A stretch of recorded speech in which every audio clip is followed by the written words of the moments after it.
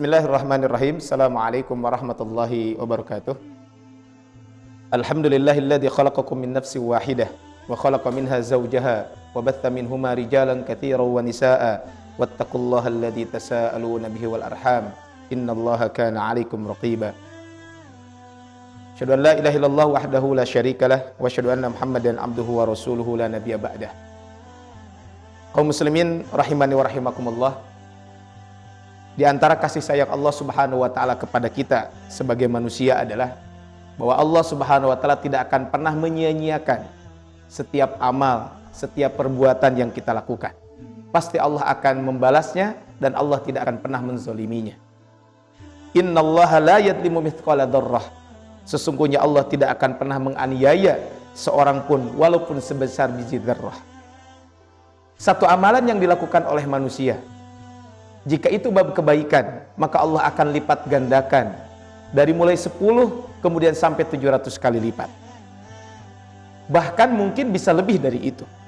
Makanya Rasulullah SAW pernah menyampaikan dalam sebuah hadis riwayat Imam Muslim dari sahabat Abu Hurairah radhiyallahu anhu, kullu amal ibni Adam, setiap amalan anak cucu Adam, yudha'aful hasanatu asyru amthaliha, maka kebaikan akan dilipat gandakan menjadi 10 kebaikan. Ila sab'imi'ati dhi'fin, sampai 700 kali lipat. Ini merupakan kaidah yang biasa dipakai. Tetapi kalau kita lihat dalam Al-Quran dan hadis-hadis Nabi SAW, ternyata terdapat amalan-amalan yang jika kita melakukan amalan tersebut, pahalanya bukan 700 kali lipat, tapi lebih dari itu. Bahkan disebutkan pahala ini adalah pahala yang unlimited, pahala yang balasannya tidak terbatas. Amalan apa saja yang amalan tersebut pahalanya unlimited? Pahala itu adalah amalannya tidak terbatas. Yang pertama adalah melaksanakan ibadah saum. Baik itu saum Ramadan atau saum sunnah. Ini pahalanya adalah tidak pernah terbatas. Kenapa? Karena kalau kita berbicara tentang ibadah saum itu merupakan satu amalan yang betul-betul mengindikasikan, yang betul-betul membuktikan tentang keikhlasan seseorang. Ketika kita berkumpul di satu tempat, di sekolah, di mall, di masjid, di lain sebagainya, kita berkumpul semuanya. Siapa di antara kita yang tahu kita sedang berpuasa? Makanya dahulu ada kisah seorang ulama. Beliau selama 40 tahun melaksanakan ibadah saum sunnah. Bukan 40 tahun full, tapi selang-seling. Tetapi istrinya tidak tahu kalau beliau melaksanakan saum sunnah. Kenapa? Karena setiap beliau pergi ke tempat kerja, biasa dibekelin makanan, beliau bawa makanan tersebut. Di perjalanan beliau kasihkan kepada orang yang ada di jalan. Kemudian sebelum berangkat beliau lumuri bibirnya dengan minyak zaitun, supaya ketika ketemu dengan teman-temannya tidak tahu bahwa beliau sedang berpuasa, karena bibirnya tidak kering. Makanya pantas kalau ibadah Ramadan ini, ibadah saum, baik itu saum sunnah ataupun saum wajib yang kita lakukan di bulan Ramadan, pahalanya adalah unlimited. Kenapa? Kata Rasulullah SAW dalam sebuah hadis, yada'u syahwatahu wa ta'amahu min ajli. Dalam hadis Rasulullah SAW, hadis kursi menyebutkan, karena orang-orang tersebut, dia meninggalkan syahwatnya, dia meninggalkan makanannya hanya untukku, hanya untuk Allah Subhanahu wa ta'ala. Sehingga betul kata Rasulullah SAW, beliau menyebutkan hadis kursi, qala Allahu azza wa jalla, Allah berfirman, kullu amal ibni Adam lahu illa saum, setiap amal cucu Adam untuknya kecuali ibadah puasa. Fa innahu li, karena ibadah puasa itu akulah yang akan membalasnya, akulah yang akan memberikan pahalanya. Wa ana ajzi'u bihi, itu untukku dan aku yang akan membalas pahalanya. Hadis riwayat Imam Bukhari dan Imam Muslim. Kaum muslimin rahimani wa rahimakumullah. Yang kedua, amalan yang jika kita melakukan pahalanya adalah unlimited adalah dengan kita bersabar. Sebagian masyarakat, bahkan sebagian kaum muslimin sering memahami salah kaitan dengan sabar. Sabar itu adalah tindakan pasif, menerima apa adanya dan tidak melakukan apa-apa.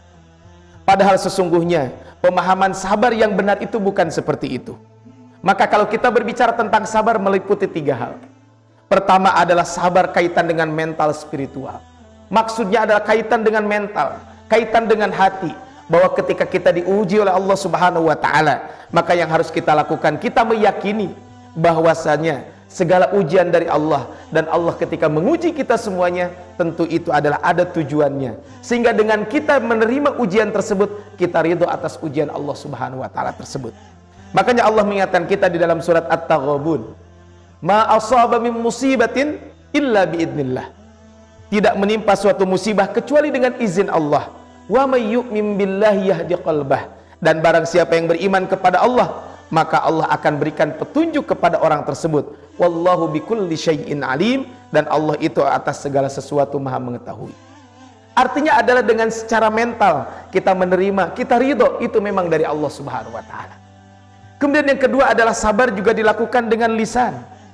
Ketika kita sabar dengan lisan menghadapi kehidupan ini tegak dengan keluh kesah, tidak menghiasi dengan memperbanyak menyebut asma Allah dan membanyak kalimat thayyibah. Ketika kita ditimpa musibah, justru yang kita lakukan adalah dengan mengucapkan innalillahi wa inna ilaihi raji'un. Dengan kita memperbanyak kalimat thayyibah, dengan kita memperbanyak ucapan-ucapan yang baik, zikrullah kepada Allah Subhanahu wa taala. Makanya Rasul menyebutkan dalam sebuah hadis, ketika ada seorang hamba sakit, maka Allah akan mengutus 2 malaikat kepada hamba yang sakit tersebut. Faqala, kemudian Allah berfirman kepada kedua malaikat, unduro, lihat kepada orang yang sakit tersebut. Madza yaqulu li'uwadihi, kira-kira apa yang dia ucapkan kepada orang-orang yang menjenguknya.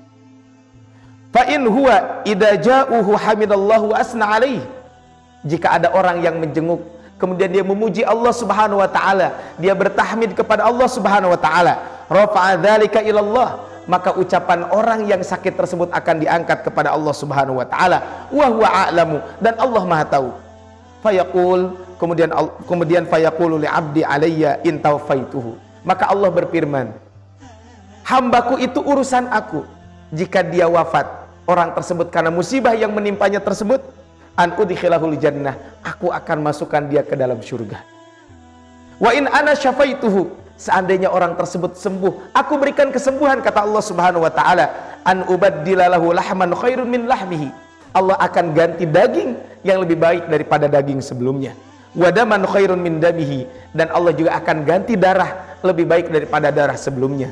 Wa an ukaffiru anhu sayyiatihi, dan Allah akan ampuni dosa-dosa orang tersebut. Kaum muslimin rahimani wa rahimakumullah, subhanallah, ini adalah amalan yang sederhana, tapi ternyata pahalanya besar di sisi Allah Subhanahu wa taala. Kemudian sabar yang ketiga adalah sabar melalui perbuatan. Maksudnya adalah dia bersungguh-sungguh dan terus-menerus tanpa berputus asa untuk menghilangkan berbagai musibah, untuk menghilangkan berbagai bencana, untuk menghilangkan berbagai halangan yang menghalangi dari kesuksesannya, dan berbagai halangan yang menimpa dirinya, baik dengan berdoa maupun dengan perbuatan. Makanya ketika kita tertimpa musibah sakit contohnya, kita dianjurkan untuk bersabar, tapi salah satu bentuk sabar kita adalah dengan kita berobat. Innallaha ta'ala anzala wad dawa, Allah itu menurunkan penyakit dan Allah juga menurunkan obat. Wa ja'ala likulli da'in dawa, dan setiap penyakit itu ada obatnya. Fatadawaw, maka kata Rasul, hendaklah kalian berobat, wala tatadawaw bil haram, tapi ingat, ketika kalian berobat, janganlah berobat dengan sesuatu yang haram. Ini adalah kita bersabar dengan lisan, dengan perbuatan, kemudian juga dengan mental ataupun hati kita. Ketika kita melakukan kesabaran tersebut, kata Allah Subhanahu wa taala, innama yuwaffas sabiruna ajrahum bighairi hisab, sesungguhnya hanya orang-orang yang bersabarlah yang dibalas dengan pahala unlimited, pahala yang tanpa batas.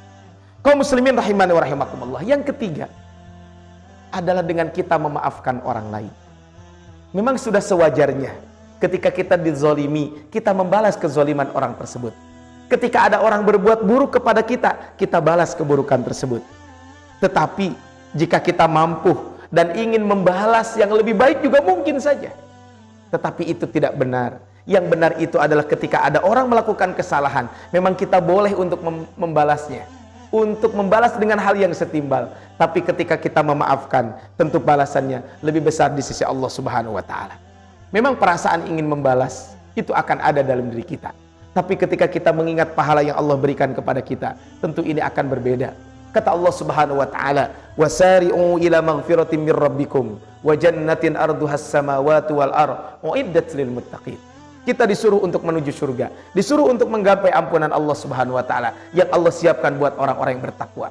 Siapa orang yang bertakwa? Di antaranya adalah wal afina anin nas, orang-orang yang selalu memaafkan orang lain.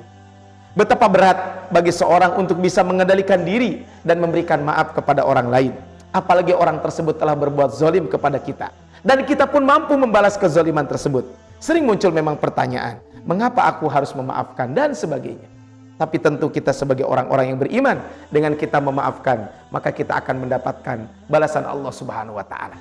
Kita pernah dengar cerita, ada seorang sahabat yang dijamin masuk surga.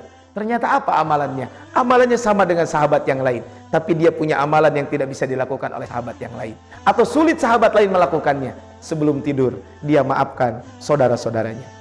Kaum muslimin rahimani wa rahimakumullah, itulah 3 amalan yang bisa kita lakukan, amalan yang pahalanya unlimited. Kita menjalankan ibadah saum, baik itu saum sunnah ataupun saum wajib. Kemudian kita pun selalu bersabar atas segala musibah yang Allah berikan kepada kita. Dan yang ketiga adalah kita semuanya selalu memaafkan kesalahan orang lain. Semoga Allah Subhanahu wa taala memudahkan kita untuk melakukan amalan tersebut. Barakallahu fikum. Assalamualaikum warahmatullahi wabarakatuh.